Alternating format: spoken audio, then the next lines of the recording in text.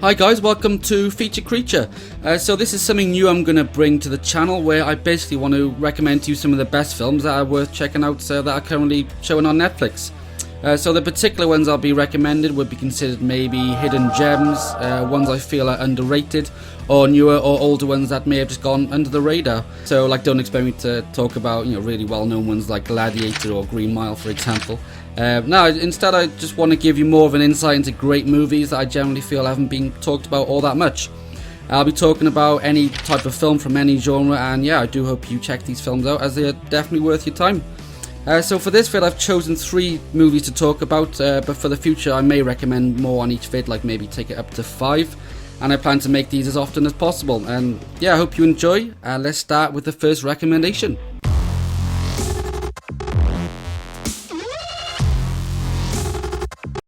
So the first flick I want to mention, in fact, has just appeared on Netflix, just in the nick of time for me to mention it, and I am absolutely over the moon that I can finally recommend this, and that is The Nightingale.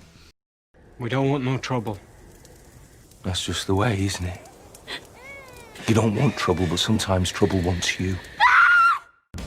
Absolutely love this. It is basically a revenge film set in 19th century Tasmania, from Jennifer Kent, who brought us the Babadook, and just from start to finish I was just so thoroughly hooked. Now it is not for the faint of heart, let me tell you, and in fact it's a pretty tough one to stomach, especially near the start of the film.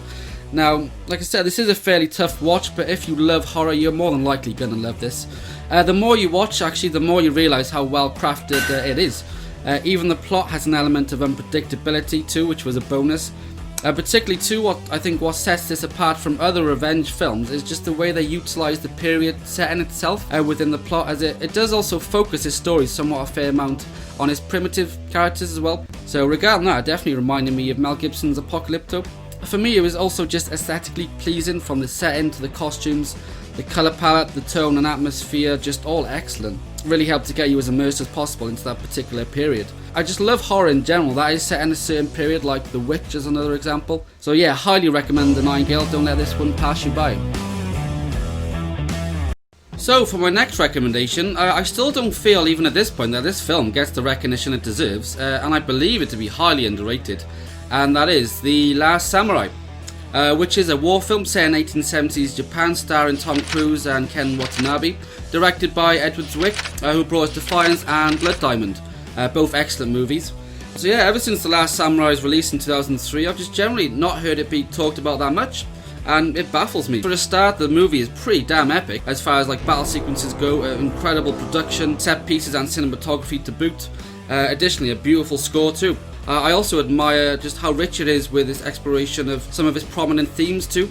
For example, westernization, replacing old with new, honour and self-discovery. Essentially, the story revolves around Tom Cruise's character, who is a military officer in 1870 Japan and is hired to train Japanese soldiers in the art of modern warfare in an attempt to stamp out the ways of the samurai. But at one point he actually ends up right in the middle of this conflict. And yeah, it is damn good stuff. Absolutely wonderful film. Cannot recommend it enough. So yeah, this is perfect if you're in the mood to watch something with scope, scale, and something with good heart, good drama, and extensive battle sequences. So yeah, I highly recommend to you The Last Samurai.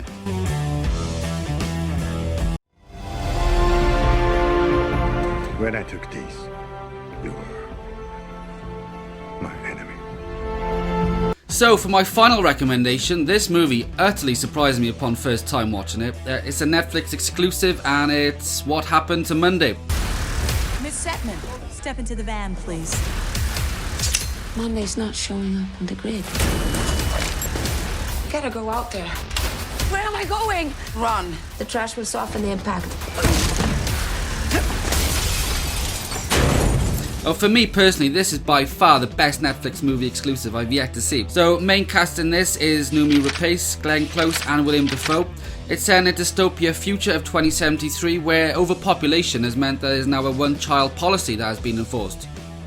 So of course, William Dafoe is landed with not 1, not 2, but 7 identical granddaughters to shelter and raise as his own, which, as you might expect, make things a little awkward with these new one-child policy rules. So as there are 7 of them, he names each one a different day of the week, and the rule he sets for them is that they can only leave the house on their particular day that they are named after. but each of them have to pretend to be the same person. Furthermore, all 7 siblings are actually played by Noomi Rapace, and just wow, very, very impressive. Talk about versatile. So yeah, this movie is just so damn good. Thrilling, violent, some twists and turns, great performances from Noomi Rapace, excellent story, and this is the kind of movie that is capable of evoking from you just a huge range of emotions. A true roller coaster of a movie, if you will. So definitely check this out. It is absolutely badass. Happens to you all.